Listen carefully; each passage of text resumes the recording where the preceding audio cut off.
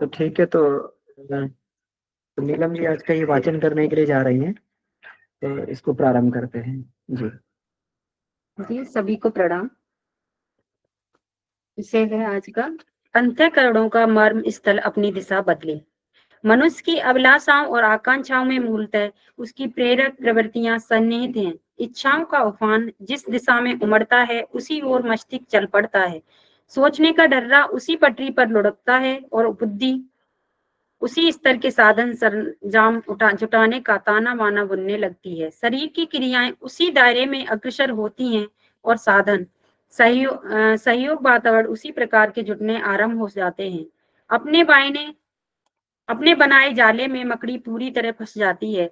मनुष्य अपनी इच्छाओं द्वारा विनिर्मित परिस्थितियों के जाल जंजाल में जकड़ता रहता है। उसे इतना शारीरिक एवं मानसिक अवकाश ही नहीं मिलता है कि जीवनो उद्देश्य की दिशा में कुछ महत्वपूर्ण कदम बढ़ा सके। आकांक्षाओं का महत्व समझा जाना चाहिए और उसकी दिशा निर्धारण करने के संबंध में समुचित ध्यान दिया जाना चाहिए। मानवीय सुख शांति और सामाजिक प्रगति की कुंजी यहीं छिपी पड़ी है। पिछले अंधकार युग में हुए वैज्ञानिक अंध अ, अधःपतन और सामाजिक दुर्गति का यदि तात्विक लेखा जोखा लिया जाए तो इसी निष्कर्ष पर पहुंचना पड़ेगा कि लोगों के सोचने का स्तर घटिया बन गया और उनकी महत्वाकांक्षाएं संकीर्ण प्रयोजनों में अटक कर विकृतियां पैदा करती रह गई। व्यक्ति यदि जीवनो उद्देश्य को समझे, उसे पूरा करने की आकांक्षा जागृत करे तो हर स्थिति का व्यक्ति आदर्शवादिता की दिशा की काफी दूर तक चल सकने का अवसर प्राप्त कर सकता है। इच्छाएं सोचने को प्रेरित करती हैं और मस्तिष्क वह जादू का पिटारा है कि जिधर चलेगा उसी प्रकार के साधन और अवसर प्राप्त कर लेगा। यदि विलासी और संग्रही बनने की अभिरुचि भड़क उठे तो व्यक्ति उन्हीं के लिए अहर्निशि सोचेगा और करेगा। पिछले दिनों यही होता रहा है। व्यक्ति संकीर्ण स्वार्थों की परिधि में ही अपने को सीमाबद्ध रखता रहा है और लोभ मोह को परम प्रिय विषय बनाए बैठा रहा है और काम क्रोध की आग बुझाने के सरंजाम इकट्ठे करता रहा है। यह केवल नर पशु जैसा जीवन क्रम ही प्रदान कर सकते हैं। यह लालसाएं जब भड़कती हैं तो अपनी उग्रता का कारण मानवीय मर्यादाओं का तोड़ फोड़ कर रख देती हैं। नैतिकता को कोई मूल्य उस प्रवाह के सम्मुख टिक नहीं पाता। किसी भी प्रकार अपनी हविस पूरी करने की उतावली इतनी बेचैनी उत्पन्न करती है कि नीति और सदाचार न्याय और औचित्य का ध्यान ही नहीं रहता। तृष्णाओं से तत्रस्त, वासनाओं से पीड़ित, अहंकार से उन्मत्त व्यक्ति जो कुछ भी न कर डाले वही कम है।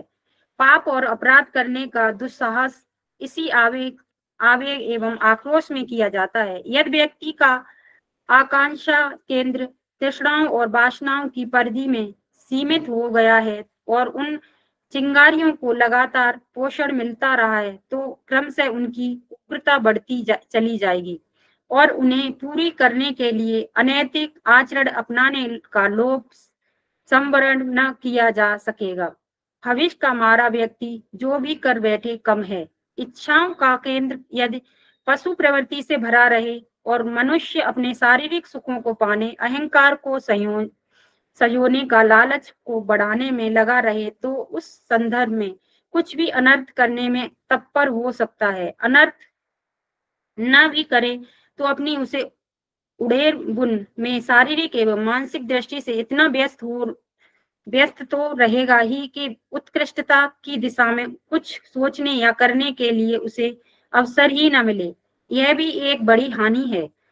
कुकर सूकरों की तरह यदि मनुष्य जीवन को यूं ही पेट और प्रजनन के लिए बर्बाद कर दिया जाए तो मानवीय गौरव की दृष्टि से यह एक बहुत बड़ी क्षति ही कही जाएगी। इस स्तर के नागरिक जिस देश समाज के होंगे वह निरंतर दुर्लभ होता चला जाएगा।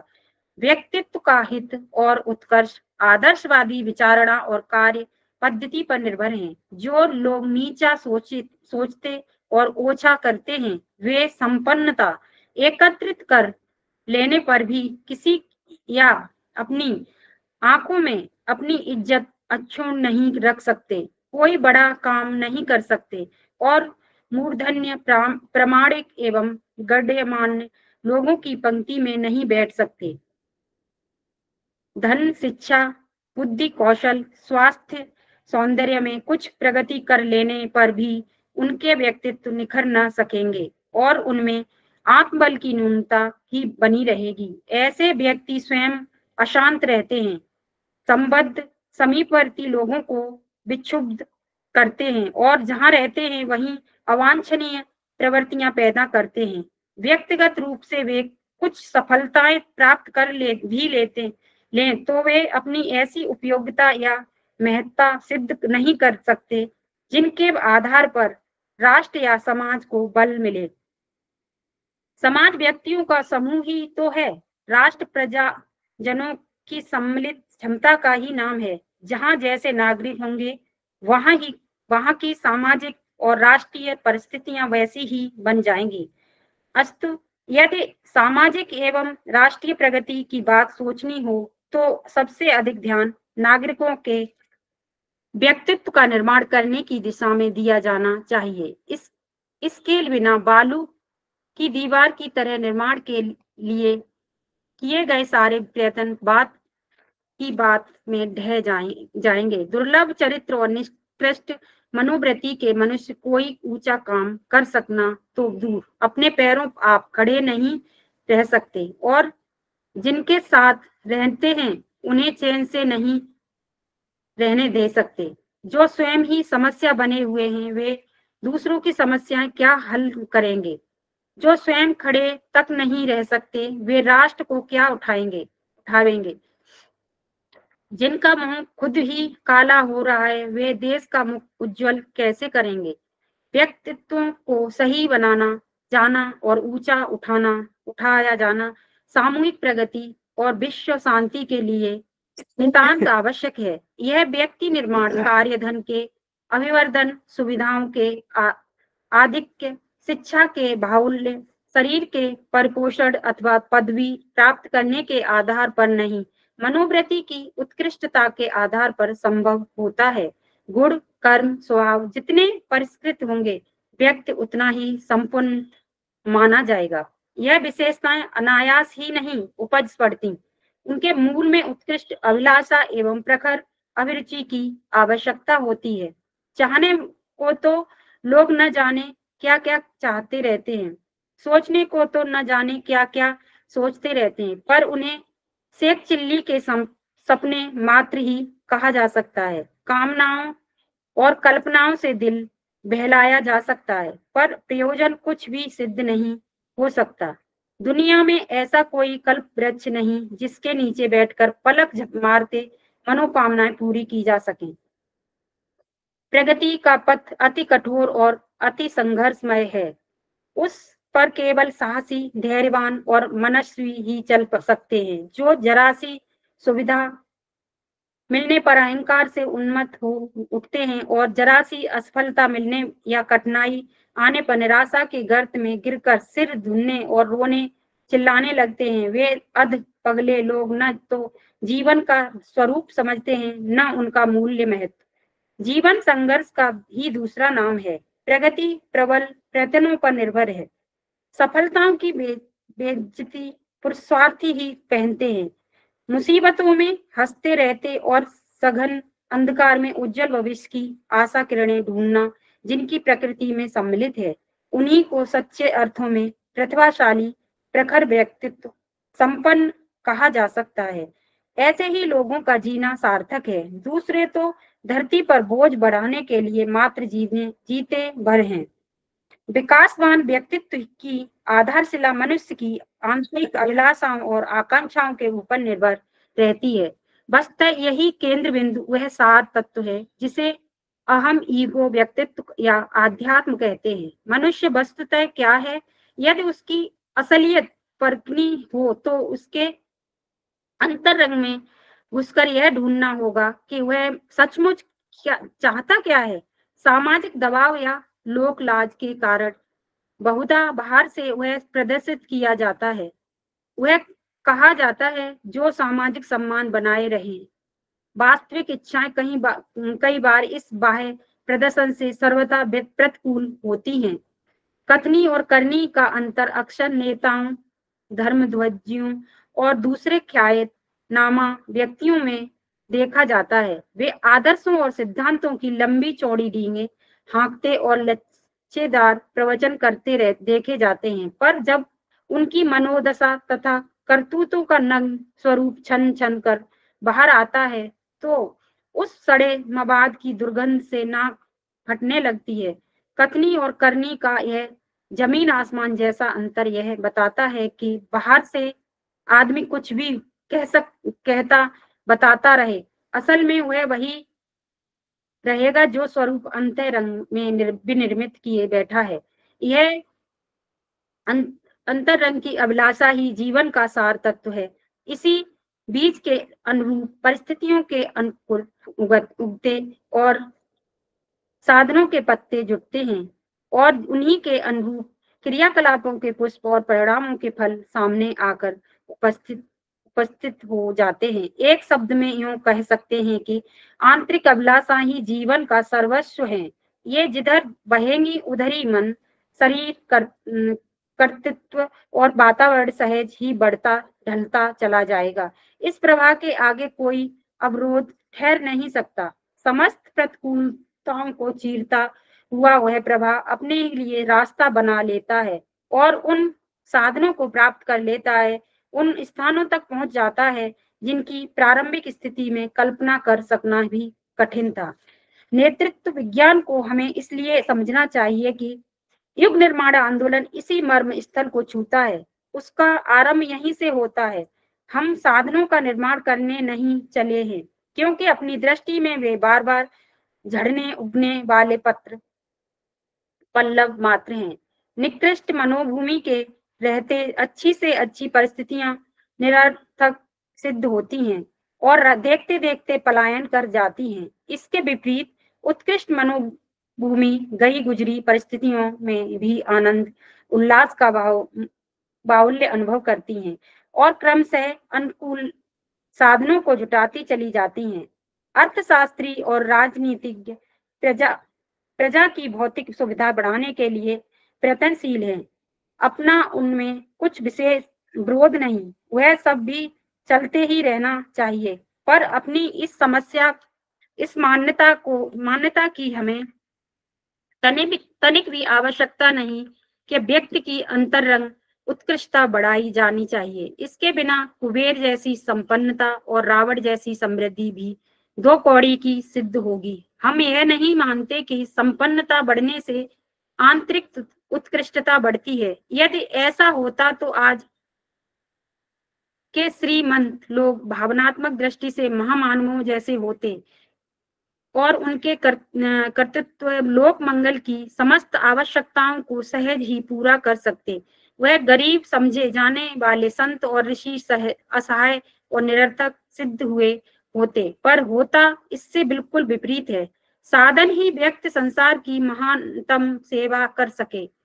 इतिहास का पन्ना पन्ना साक्षी देता है और संपन्न राजा रईसों अमीर उमराओं ने कितने घृणित उदाहरण प्रस्तुत किए। इसकी मर्मभेदी कथा गाथा पर भी देर तक पर्दा नहीं डाला जा सकता।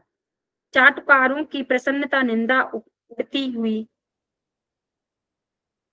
बदली की तरह है। मान पत्र अभिनंदन ग्रंथ किसी की महत्ता को नहीं बढ़ाते, वरन उल्टे उपहासास्पद बनाते हैं। असलियत सात पर्दे फाड़कर झांकती है। व्यक्ति का अंतरंग जैसा कुछ होगा, उसी स्तर की प्रबल प्रेरणाएं उठती रहेंगी और जीवन उसी दिशा में अग्रसर होता चला जाएगा। नेतृत्व विज्ञान के यह तत्व हमें बताते हैं कि विश्व शांति के लिए राष्ट्रों के विकास और राष्ट्रों के विकास के लिए व्यक्तियों के विकास अनिवार्य रूप से आवश्यक हैं। व्यक्तित्व आकांक्षा जिस आधार पर विकसित होते हैं, अंतरंग की ललक ही जीवन दिशा का निर्धारण करती है। इसीलिए हमें जन इच्छाओं को परिष्कृत करने की दिशा में सारा ध्यान केंद्रित और प्रयत्नों को समवेत करना चाहिए। आज का मुख्य बाहर से कुछ भी बकता या बनता हो, भीतर से बहुत ही लोभी, स्वार्थी, संकीर्ण, अनुदार और कामुक प्रवृत्ति का बन गया है। यदि पोस्टमार्टम करते चले तो भावना शरीर का सब छेद लगभग एक ही प्रकार का निष्कर्ष प्रस्तुत करेगा। हर आदमी अमीरी आधार पर विलासिता, कामुकता और अहमन्यता का मजा उठाने के लिए व्याकुल है। उसे ऐश चाहिए, शान शौकत चाहिए, वाहवाही चाहिए, इसके अतिरिक्त उसे और कुछ नहीं चाहिए। यह चीजें उसे अति विशाल मात्रा में और अति शीघ्र चाहिए। इसीलिए उचित अनुचित के झगड़े में पड़ने को भी उसे फुर्सत नहीं। अनुचित रीत से अन्यायपूर्वक यदि अमीरी तथा उसके साथ जुटी सुविधाएं उसे मिलती हैं तो उसे इसमें इसमें जरा भी ऐतराज नहीं। यूं घर गृहस्थी भी उसके साथ है, इसीलिए अपनी विलासिता में उन्हें भी मजबूरी में शामिल करना पड़ता है। कमाते हुए जो जमा हो जाता है उसे न तो लोक मंगल के लिए दान करने जैसा छाती पर पत्थर बांधा जा सकता है और न फेंका जा सकता है। ऐसी दशा में एक ही रास्ता बच जाता है कि मरते मरते जो बच जाए उसे बेटे, पोते, साले, जमाई खाएं, बंटवारे के लिए एक दूसरे का सिर फोड़ें और उस हराम की कमाई को बेरहमी के साथ उजाड़ें, उड़ाएं, फूकें। इसी दूरी पर आज के व्यक्ति का सारा जीवन क्रम घूम रहा है। काम करने के तरीके अलग हो सकते हैं पर मनोदशा का प्रवाह एक ही दिशा में है। तृष्णा और वासना, लोभ तथा मोह, इन चार को ही हर किसी ने अपना जिगरी दोस्त मान लिया है। पांचवें के लिए वहां गुंजाइश नहीं। यूं लोग परमार्थ दीदी और दीदी आगे मैं पढ़ लूं क्या? जी भैया पढ़ सकते हैं आप। जी जी जी जी, ठीक है दीदी, आगे धन्यवाद पढ़। भैया। जी दीदी, ये पढ़ा मैं। जो लोग परमार्थ और पूजा पाठ की चिन्ह पूजा करते भी देखे जाते हैं, पर उसकी असलियत को जब परखा जाता है तब हंसी रोके नहीं रुकती। परमार्थ का मतलब सिर्फ इतना रह गया है कि लोग किसी दुष्ट दुरात्मा को धर्मात्मा या उदार समझने के भुलावे में डाले जा सके। इस भुलावे के लिए जितनी कुछ विज्ञापनबाजी की जा सकती हो, उसी धूर्तता का नाम परमार्थ है। तथाकथित पुण्य करने से पूर्व मनुष्य हजार बार सोचता है कि कम से कम खर्च में बड़े से बड़ा धर्मात्मा समझा जाने की तरकीब क्या हो सकती है। जो तरकीब ज्यादा उपयोगी दिखती है उसी को अपनाया जाता है। बिना विज्ञापन कराए कोई एक कौड़ी या एक दमड़ी खर्च करना नहीं चाहता। निरर्थक, निकम्मी, निष्प्रयोजन इमारतें रोज बनती चली जाती हैं।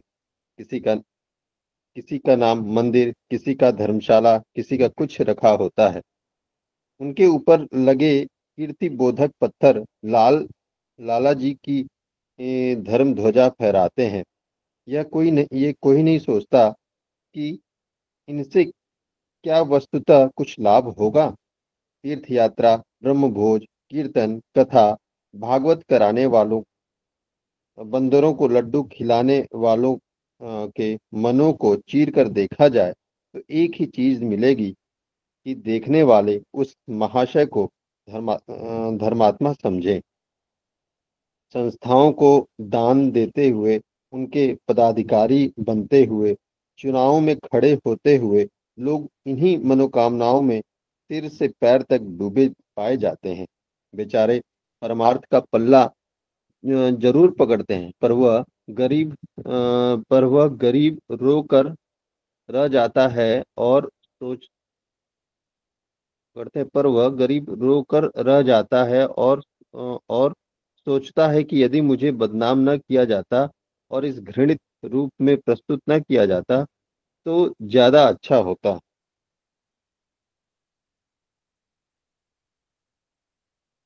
पूजा पाठ की दुर्दशा देखकर तो रोना आता है। हर व्यक्ति लंबे चौड़े भौतिक लोभों की कामना सजोकर बेमन से थोड़ी सी टंट घंट करता है और पल पल में अति बेचैनी के साथ यह देखता है कि मनोकामना पूर्ण होने में अब कितने मिनट और लगेंगे? यह कोई प्रश्न नहीं कि मनोकामना अपनी योग्यता और महानता के अनुरूप की जा योग्यता और मेहनत के अनुरूप की जा रही है या नहीं। यह कोई प्रश्न नहीं कि मनोकामना नैतिक है या अनैतिक। देवता को रोली, चावल, धूप, दीप, फूल, प्रसाद खा लेने के बाद यह अधिकार कहाँ रह जाता है कि भक्त की मनोकामना पूर्ण करने में देर करे। यदि देर होती है तो देवता की खैर नहीं और पूजा पाठ के जंजाल में कोई क्यों समय खराब करे। इसलिए इसकी किसी को कोई गरज नहीं। यदि देवता दिव्य भावना ही देते हों तो वे अपने लोक को चले जाएं और किसी के रोली चावल खाने की जुर्रत न करें और प्रशंसा सुनने या नाम जपने का लोभ संवरण करके चुपचाप अपने घर चले जाएं। यहाँ हर आदमी को पैसा चाहिए, विलासिता चाहिए, बीवी और बेटा चाहिए, पदवी चाहिए। आत्म कल्याण कहने सुनने भर के लिए ठीक है, पर वस्तुतः वैसी निरर्थक वस्तु से किसी को क्या लेना देना। पूजा का अर्थ मनोकामना की पूर्ति यदि नहीं हो सकता हो पूजा का अर्थ मनोकामना की पूर्ति यदि नहीं हो सकता तो आज का व्यक्ति उस जंजाल को दूर से ही नमस्कार करेगा, उपहास करेगा और नास्तिक रहना अच्छा समझेगा।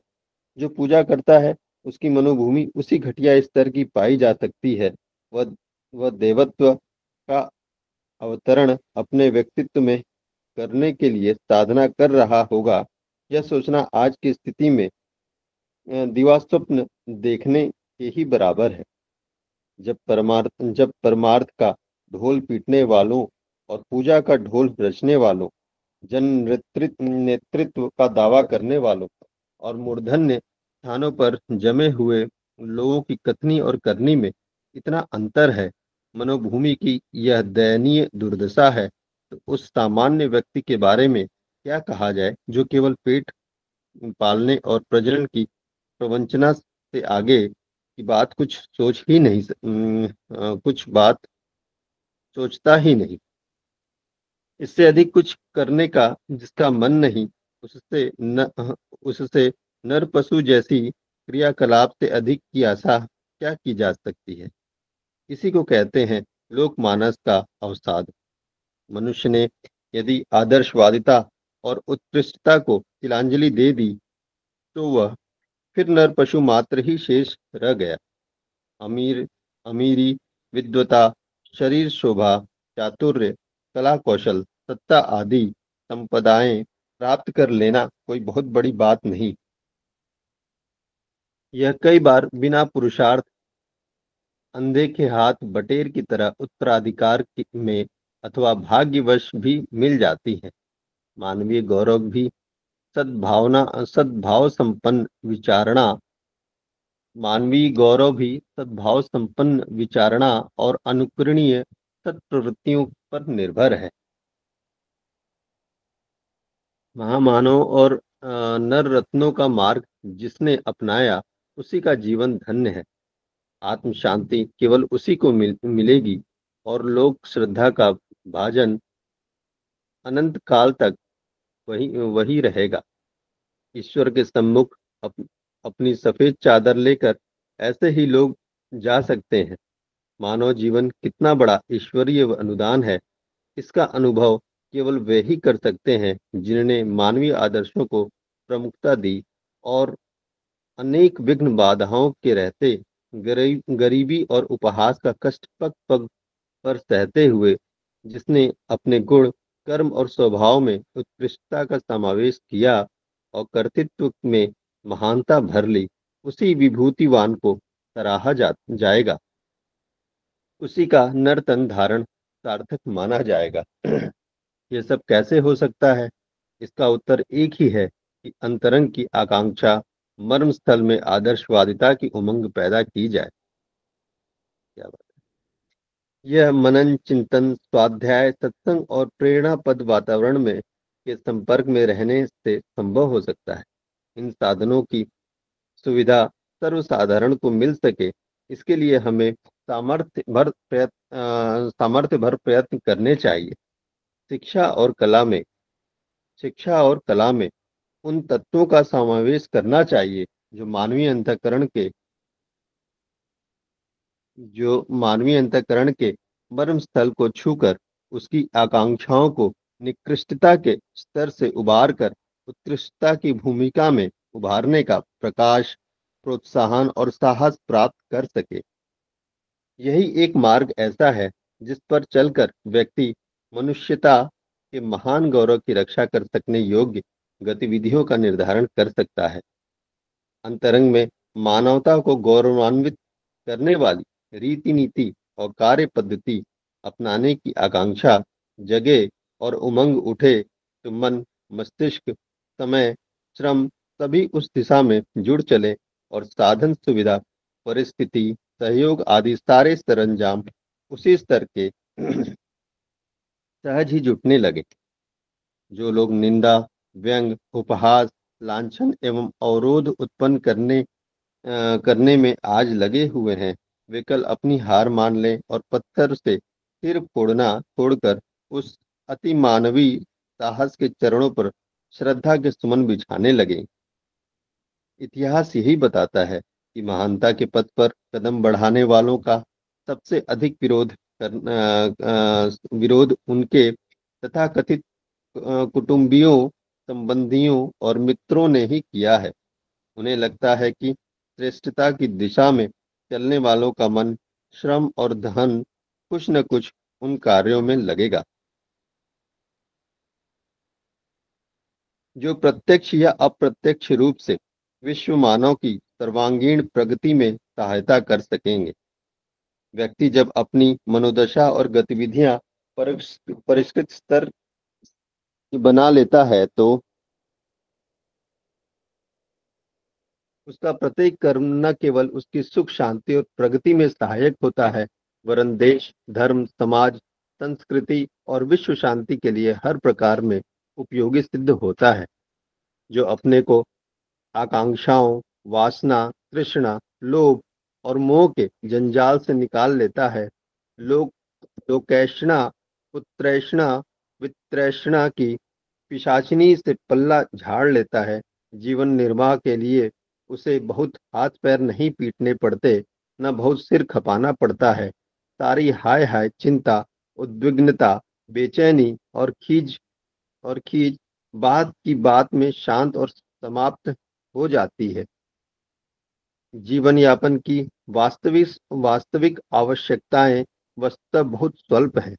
आधा सेर अनाज, 10 गज कपड़ा, एक चारपाई, छोटा बिस्तर, रहने की छाया, जितनी सामग्री जुटाने के लिए किसी को बहुत समय लगाने और अहर्निश कोल्हू के बैल की तरह जुटे रहने या अशांत, उद्विग्न रहने की जरूरत नहीं पड़ती। शरीर की आवश्यकताएं स्वल्प हैं। 3-3 फीट के 2 हाथ, 6 इंच की उदर स्थली को आसानी से भर सकते हैं। मस्तिष्क में इतनी बुद्धि जानवर को भी मिली होती है कि ऋतु प्रभाव से बचने के लिए निवास आदि की सुविधा उत्पन्न कर ले। परिवार यदि अनावश्यक रूप से बढ़ाया न जाए, पति को गुड़िया बनाने के स्थान पर जीवन के हर क्षेत्र में कंधे से कंधा मिलाकर काम करने वाली सहचरी बनाया जाए, तो कोई कारण नहीं कि वह परिवार के निर्वाह से लेकर निर्माण तक में महत्वपूर्ण भूमिका प्रस्तुत कर सके। इस प्रकार पुरुष का बहुत सा बोझ जो इन दिनों असह्य जैसा प्रतीत होता है, सुव्यवस्था और दूरदर्शिता की रीति नीति अपनाने पर बात में सरल हो जाता है। परिवार बनाना या उसका निर्वाह करना कठिन नहीं, कठिन वह फूहड़पन है जिसके आधार पर घर के हर सदस्य को विलासी, अपव्ययी, अहंकारी, स्वार्थी और कामचोर बनाकर रख दिया जाता है। ऐसे परिवार आदि से अंत तक सिर्फ दर्द ही बने रह सकते हैं और उनके द्वारा उत्पन्न होती रहने वाली असाध्य गुत्थियों को सुलझाने में मोहग्रस्त व्यक्ति सारी जिंदगी मरते खपते रह सकते हैं। आदर्शवादी विचारधारा व्यक्ति को प्रबल प्रेरणा इस बात से आदर्शवादी विचारधारा व्यक्ति को प्रबल प्रेरणा इस बात से देती है कि वह उस दुर्लभ मानव जीवन का स्वस्थ प्रयोजन, उद्देश्य और उपयोग समझे और तदनुरूप अपनी गतिविधियां निर्धारित करे। वह विश्व मानव को, जनता जनार्दन को ईश्वर का स्वरूप माने और उसकी पूजा के लिए अपनी बौद्धिक और भौतिक विभूतियों को अधिकाधिक परमार्थ में समर्पित करने के लिए व्याकुल हो उठे। आज तो किसी के मन में उत्कृष्टता की भावना उत्पन्न होती है तो वह लकड़ी की माला घुमाने और रामधुन की तोता रटन के जाल जंजाल में फंसकर बर्बाद हो जाती है। परमार्थ का मन आया तो पंडा पुजारी को के जाल जंजाल में फंसकर अपनी हजामत बनवा ली अथवा धर्मात्मा प्रसिद्ध होने के लिए सस्ते हथकंडे अपनाकर झूठी वाहवाही एवं मिथ्या आत्म प्रवंचना से मन बहला लिया। इससे आगे बढ़ना हो ही नहीं पाता, जबकि सच्चा धर्म, सच्चा अध्यात्म और सच्चा जीवन दर्शन यह है यहाँ से बहुत आगे चलकर आरंभ होता है।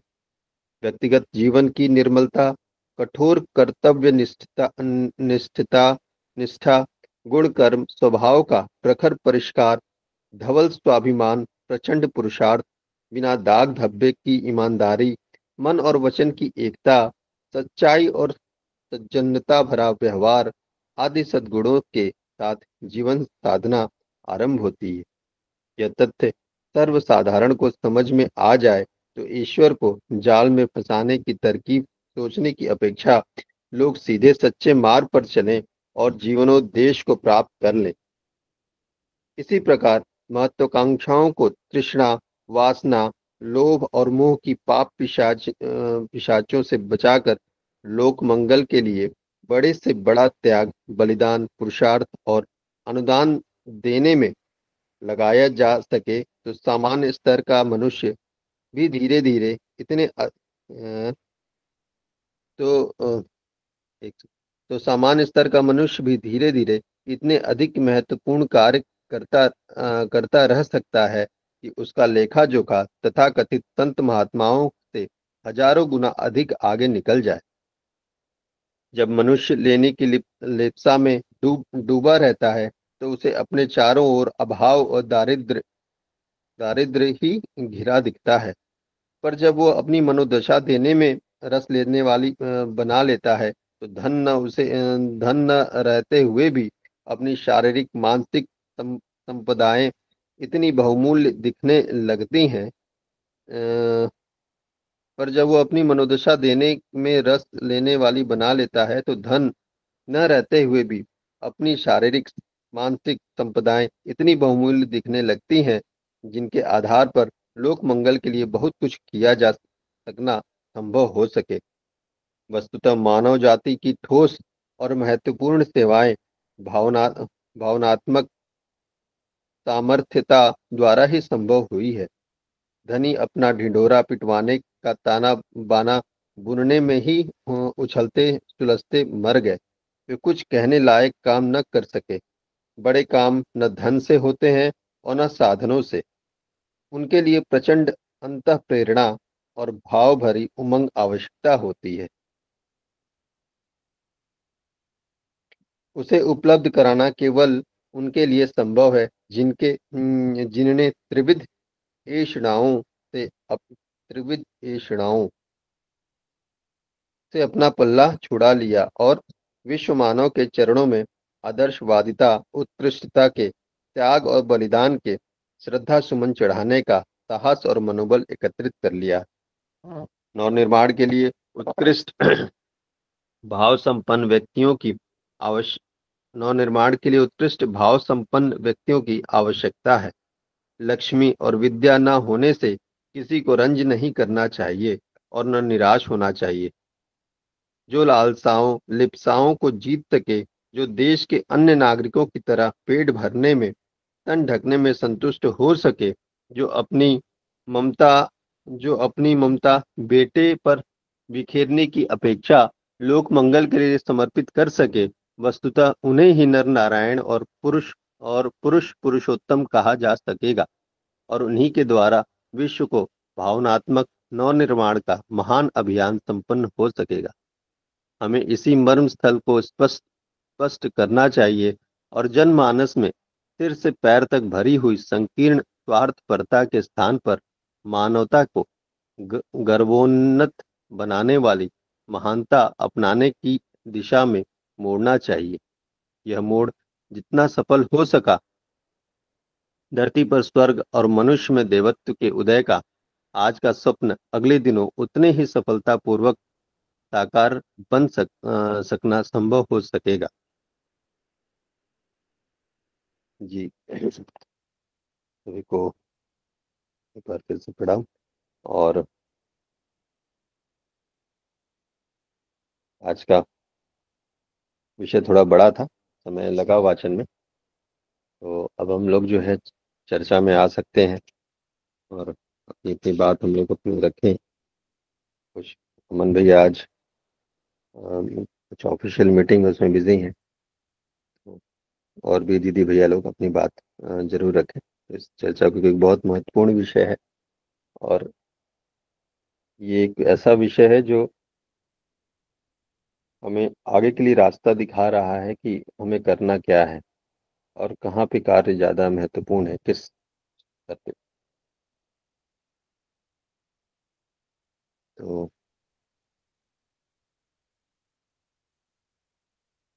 जी दीदी भैया अपनी बात रखें जरूर।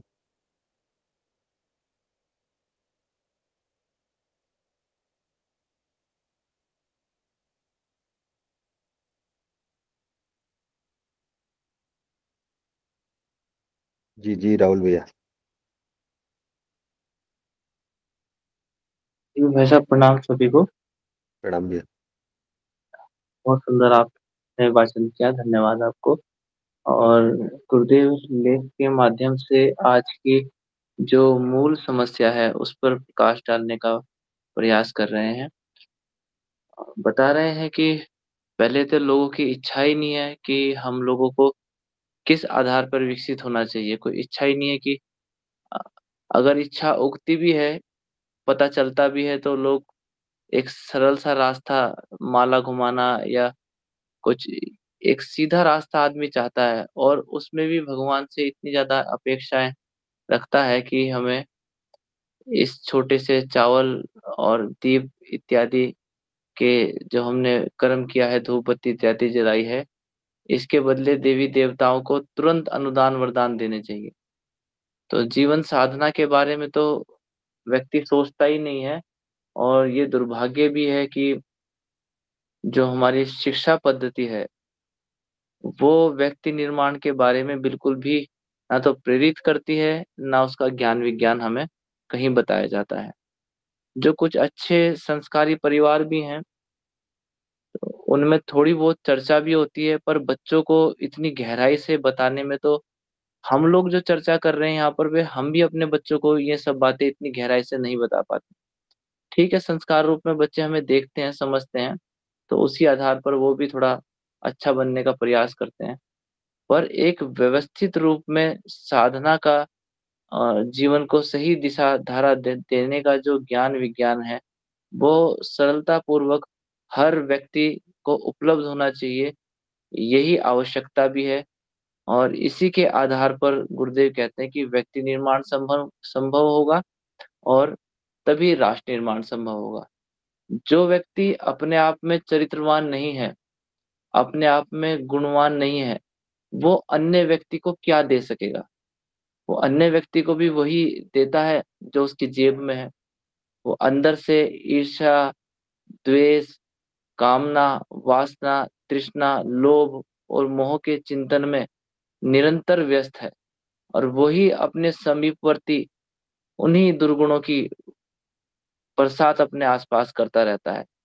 और इसी प्रकार समाज में एक ऐसे ऐसे प्रसंग उपस्थित हो जाते हैं, जैसे अभी हमारे सामने देखिए, आतंकवाद का एक कितना घृणित चैप्टर ये सामने आया सारे समाज को, जिसने बड़े सोचने पर मजबूर किया, बड़ा दुख दिया पूरे समाज को। तो ये उसी का परिणाम है कि हम लोगों ने शिक्षा और साधन के आधार पर प्रगति करने का प्रयास किया। अपने अंतःकरण को पवित्र बनाने का जो ज्ञान विज्ञान है, तो उसके आधार पर हम लोगों ने कोई भी ऐसा प्रयास नहीं किया। पर मुझे लगता है कि आने वाले समय में गुरुदेव का मार्गदर्शन सारे विश्व को मिल रहा है, और धीरे धीरे हम सभी युग निर्माण की तरफ बढ़ते चले जाएंगे और अन्य को भी मौका मिले। तो अतः मैं अपने शब्दों को यहीं विराम देता हूँ। जी धन्यवाद, प्रणाम। जी राहुल भैया, बहुत ही सही आपने कहा कि आज का जो हमारी पीढ़ी है या फिर हम लोग जिस उससे गुजरे, या जो कुछ वर्षों से जो चला आ रहा है, केवल हम नहीं, हमसे पहले वाली भी पीढ़ी, और इसमें संस्कार की बात आपने कही, आपने शिक्षा की बात कही। एक चीज भैया, अगर हम देखें गांधी जी की, अगर हम एक उदाहरण लें या किसी भी ऐसे महापुरुष का उदाहरण लें, उनको प्रेरणा कहाँ से मिली इस पूरे उसमें जो अब बात आई है पूरे विषय में, वो ये आई कि उस संस्कार का जो बीज वो कहाँ से पड़ा, वो किसी न किसी से प्रभावित हो गए, वो कोई चीजें हमारे अंदर, जैसे अगर गांधी जी की बात करें तो गांधी जी को जो हरिश्चंद्र की कथा से जो है वो सत्य का बीज उनके अंदर पड़ा, और वो बचपन में पढ़ा, उसके बाद वो कहाँ कहाँ पढ़े, फिर साउथ अफ्रीका में हुए, कहाँ, और तब उसको वातावरण मिला, और तब जाके वो जो है विकसित हुआ। बहुत बातें तो बहुत होती हैं, लेकिन हम केवल बस उस भाग को देखें कि जिसकी वजह से गांधी जी को, या आज जो हम लोग गांधी जी का नाम ले रहे हैं, वो उनकी उनकी सत्यता की वजह से, मैं और किसी की वजह से मैं खैर उस विषय में नहीं जाना चाहता। तो ये बहुत महत्वपूर्ण है, जो संस्कार की हम लोग बात करते हैं ना, संस्कार इन कथाओं के माध्यम से, जब बच्चे छोटे होते हैं, आज के समय में क्या है कि कोई कथा सुनाने वाला ही नहीं रह गया, ना बच्चों को, ना कोई कहानी सुना रहा है, ना कुछ। वो बच्चे जो है मोबाइल में, पेरेंट्स मोबाइल में, तो वहीं से वो संस्कार ग्रहण कर रहे हैं, और जो वो ग्रहण कर रहे हैं बाहर जो है संसार में, जो व्यवहार में भी वही चीज दिख रहा है, तो वो संस्कार रूप में परिवर्तित हो जा रहा है। पहले जो कहानी सुना करते थे तो वैसे लोग उदाहरण के रूप में उनके अपने दादा को, अपने पिताजी को, अपने परिवार में जैसे कहीं भी वो देखते थे तो उससे वो प्रभावित होते थे, तब वैसे वो विकसित होते थे। तो ये बीजारोपण बहुत जरूरी है, और बीजारोपण के लिए जरूरी है कि हम क्या करें, हम क्या कर सकते हैं। बार बार गुरु जी इस बात की बात कर रहे हैं कि हम क्या कर सकते हैं। तो अब सबसे पहले तो अपना जो है जो व्यय है, जो हम लोग अपनी जो स्टेटस एक तरह से बना रखे हैं, और उस स्टेटस को मेंटेन करने के लिए हम लोग फंसे हुए हैं, जो गुरु जी उसको कहते हैं कि उस दलदल में, उस चीज को सरंजाम जुटाने में जो हमारा खपे हुए हैं, तो उसको सीमित करें। और फिर ऐसी शिक्षा की भी हमें हमें शिक्षा पे भी कार्य करना होगा, क्योंकि शिक्षा और कला दो चीज पे बहुत प्रमुखता से गुरु जी एक जगह लिखे हैं, दूसरे, हमको लग रहा है चौथे वाले पेज, क्योंकि यही दो माध्यम है जिसके माध्यम से हम कला भी जो है, कला में आप पूरा आज की मीडिया जगत को कला में देख लीजिए, कैसे लोगों के हाथ में है, कैसा चिंतन जो है प्रस्तुत किया जा रहा है। शिक्षा में क्या है, शिक्षा में केवल जो है पेट भरू व्यवस्था की सारी व्यवस्था है। कहीं भी ऐसा ज्ञानात्मक कुछ नहीं है जिससे वो हो। तो उससे जो है आज की पीढ़ी तो और भी ज्यादा एकदम भ्रम के उस स्थिति में आ चुकी है। तो उन स्तरों पे, हर स्तर पे हम कहाँ कैसे क्या कर सकते हैं, क्योंकि व्यवस्था तो बहुत ही अव्यवस्थित है। लेकिन जब गुरु जी को पढ़ते हैं तो लगता है कि नहीं, हो सकता है हम कहाँ अपना योगदान दे सकते हैं, वहाँ हम लग जाए, वहाँ कार्य करने लगे। जरूर होगा, जरूर होगा, और हो भी रहा है। राहुल भैया, वो चीज़ मैं बहुत करीब से देख रहा हूँ, चीज़ें बहुत परिवर्तित हो रही हैं, और बहुत ऐसे लोग हैं जो इन इन मूल्यों को, जो जो गुरु जी कह रहे हैं ना, इन मूल्यों पे कार्य कर रहे हैं। और मैं तो ये देख रहा हूँ कि गायत्री परिवार से बाहर भी ऐसे कार्य हो रहे हैं। और वो गुरु जी को जानते नहीं है। मैं ऐसे लोगों से मिला हूँ और उन्हीं उस पे चल रहे हैं, तो बड़ा अच्छा लगता है। तो और भी भैया दीदी अपनी बातों को रखें इस पे। जी।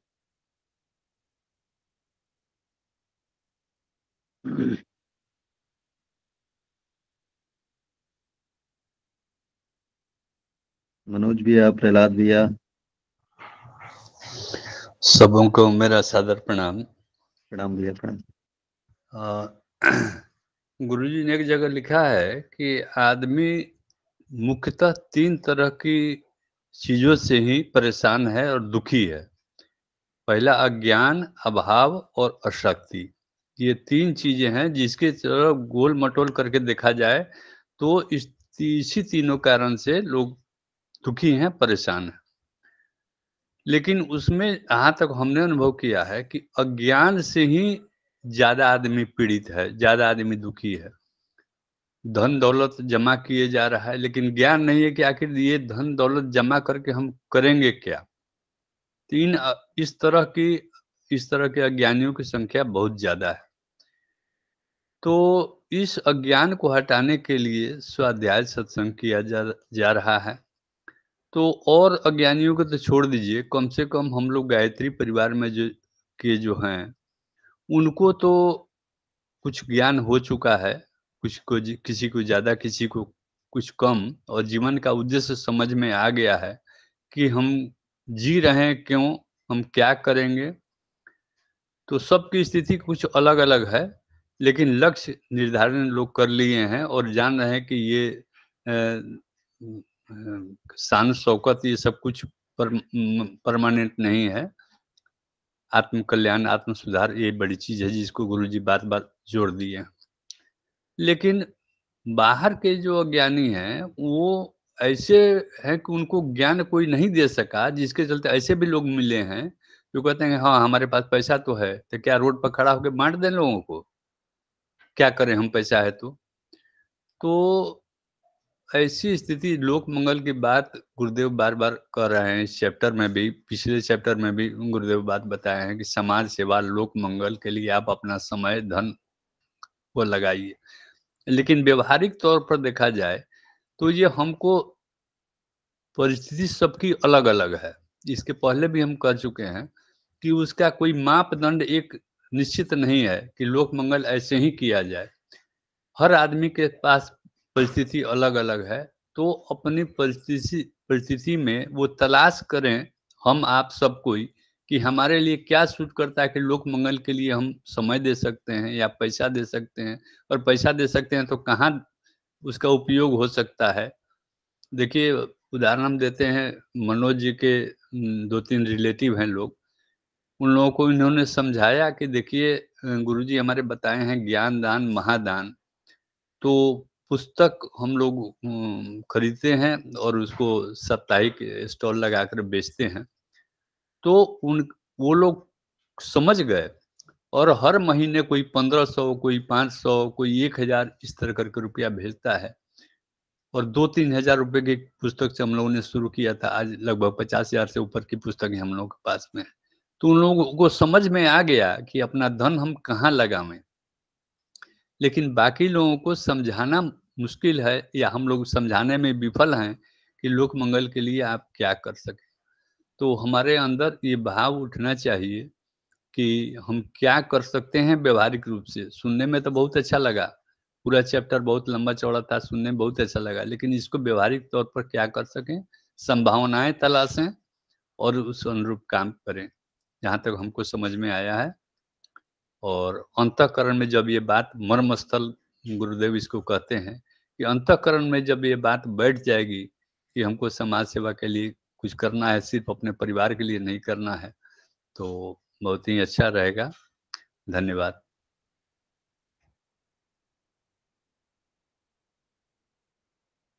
जी भैया, आप लोग जो कर रहे हैं भैया वो एकदम ही उसी ही एकदम दूरी पे है जो गुरुजी बताए हैं। और इसीलिए आप लोग जिससे बहुत प्रेरणा मिलती है, और आप जैसे लोग जितने भी लोग हैं, तो यही लोग भैया इस मशाल को जो है प्रज्वलित कर रख पाए हैं। गायत्री परिवार में बहुत लोग हैं, लेकिन उसमें कितने लोग हैं जो आत्म साधना में या स्वाध्याय में उस चीज को ले पा रहे, बस वो कार्य योजना और इन सब चीजों में लगे हुए हैं, अलग अलग चीजें हैं। तो ठीक है, मुझे लगता है कि उस पे हमारी टिप्पणी नहीं, हमारा स्तर ये नहीं है। वो कोई ना कोई ऐसी व्यवस्था है गुरु जी की कि गुरु जी से बेहतर मैनेजमेंट वाला तो कोई होगा नहीं, कि जिसकी जहाँ जैसी जरूरत है उसको वहां पे लगाए हुए हैं। तो वो है भैया। बाकी हम लोग अपने स्तर से, और हम लोग जब तक इसका चिंतन भैया हमारे अंदर है, तभी इन सब चीजों को हम लोग बात कर रहे हैं और इन सब चीजों बात हम कर पा रहे हैं कार्य। तो ऐसे चिंतन से ही भैया प्रेरणा जागती है। और ऐसे जब उदाहरण होते हैं तब लोग प्रभावित होते हैं। आप मनोज भैया के जैसे जो 3 परिवार लोग, ऐसे अगर ऐसे लोग हमारे बहुत इकट्ठे होते चले जाएं, और और ऐसा अगर स्वाध्याय समूह और भी हम लोग बनाते चलें, तो अपने आप ही भैया वो चिंतन में चीजें उतरेंगी। ये एक ऐसा स्वाध्याय तो एक ऐसा माध्यम हो गया भैया कि हमको अंतर्दृष्टि ये दे दिया है कि हम कहाँ, जैसे आपने कहा कि कि कैसे उसका मापदंड क्या बनाया जाए किसी भी चीजों को करने का। पैसा हमेशा मापदंड नहीं होता भैया। हम जहाँ जिस स्थिति में, आपने कहा ना, जैसे आप लोग जिस स्थिति में आप लोग कर रहे हैं, तो हम क्या कर सकते हैं लोक मंगल के लिए। लोक मंगल के लिए तो सबसे पहला कार्य गुरु जी का है कि अपने आप को ही परिष्कृत करना है, क्योंकि प्रेरणा तो वहीं से जाएगी भैया ना। तो अपने पे दृष्टि पहले आ जाए, इस लायक भी अगर हम हो जाते हैं, तो ये बहुत बड़ा एक योगदान है समाज के लिए भी। तो आप लोगों को भैया बहुत बहुत साधुवाद है आप लोगों के उसके लिए।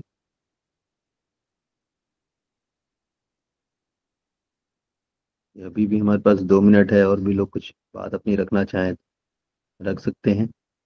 और ये ऐसा कुछ विषय इधर कुछ दिनों से चल रहे हैं, कुछ ऐसे बहुत ही महत्वपूर्ण विषय चल रहे हैं इधर के कुछ दिनों के विषय, और बहुत गंभीर विषय है, जो हमें कई बार पढ़ के उसमें चिंतन करके अपनी अपने उसमें अपने आप को हम कहाँ लगा सकते हैं, क्योंकि सबका छोटा छोटा अंश, छोटा छोटा सहयोगी जो है उसमें सब कार्य करेगा।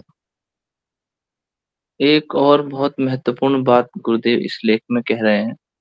जी कह रहे जी हैं जी। कि अगर अंतःकरण के मर्म स्थल में यह उद्देश्य अंकित हो जाए, स्पष्ट हो जाए कि जीवन लक्ष्य क्या है और वह किस तरीके से प्राप्त करना है, तो साधन और वातावरण अपने आप बनता चला जाएगा। ये भी एक महत्वपूर्ण बात है कि पहले कम से कम हमें ये तो पता चले कि करना क्या है, और उसे अंतःकरण में जीवन उद्देश्य के रूप में अगर बना लिया गया, तो फिर कह रहे हैं कि वो साधन भी अपने आप जुड़ते चले जाएंगे।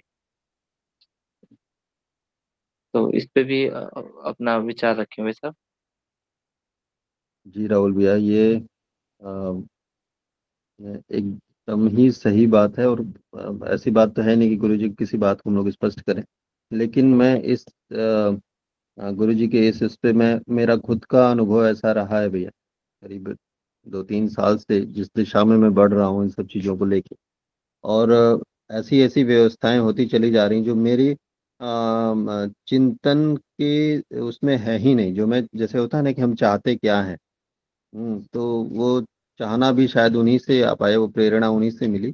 लेकिन जो हो रहा है वो मेरी इतनी मानसिक क्षमता ही नहीं है कि मैं उसको सोच सकूं, और वो चीज़ें हो रही हैं। लेकिन अभी थोड़ा सा वो बड़े स्वल्प मात्रा में शुरू ही एक तरह से समझ लीजिए है, और चल रही है। उसमें ऐसे ऐसे लोगों का सहयोग मिल रहा है, और ऐसे ऐसे लोग साथ में जुड़े हुए हैं कि मुझे कभी कभी आश्चर्य होता है कि ये चीज़ें तो मैं सोच ही नहीं सकता था कि ऐसे हो सकती। तो वो हो रही हैं भैया, ये मेरा अपना एक अनुभव है। जब चीज़ें आएंगी तो मैं आप लोगों के सामने रखूंगा, थोड़ा समय लगेगा उसको करने में।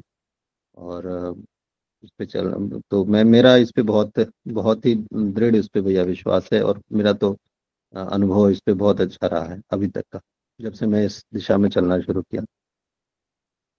जी राहुल भैया। यह भी भाई साहब ने भी उदाहरण दिया था कि जो साहित्य विस्तार का प्रयास एक छोटे स्तर से किया गया, और फिर वो अपने आप ही बढ़ता चला गया। तो वो ना कहीं अंतःकरण में एक सेवा का भाव था।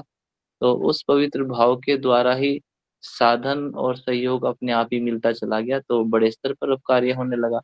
हो सकता है आने वाले समय में और भी बड़े स्तर पर कार्य हो। ठीक ठीक है भाई साहब, समय भी हो गया है। और सभी को पुनः बहुत बहुत धन्यवाद। जी राहुल भैया, बहुत बहुत धन्यवाद भैया। बहुत ही महत्वपूर्ण विषय को आपने रखा, और निश्चित ही भैया हम सब जो है कहीं ना कहीं कुछ ना कुछ कर रहे हैं, और दिशा हमें और प्रेरणा भी हमें वहीं से मिल रही है भैया, और उन्हीं की वजह से हम कर भी पा रहे हैं। इसमें कोई तो बात हो ही नहीं सकती। तो ठीक है, आज का समय भी हो गया है, और गुरु जी गायत्री माता को सभी शुभकामनाओं को आज के स्वाध्याय के लिए धन्यवाद ज्ञापित करते हुए, और हमें हमारे अंतःकरण को और भी प्रेरित करते रहें इसी तरह, इसके लिए प्रार्थना करते हुए आज के लिए शांति पाठ। ओ शांति ही शांति ही शांति ही। प्रणाम सभी को। प्रणाम भैया। अमन भैया, आप रिकॉर्डिंग ऑफ कर सकते हैं अगर मीटिंग में। जी भैया, मैं कर दूँ। जी दीदी, प्रणाम प्रणाम भैया, सभी को सभी को प्रणाम। प्रणाम प्रणाम सभी को। सभी को प्रणाम। सभी को प्रणाम। प्रणाम भैया को प्रणाम। भैया।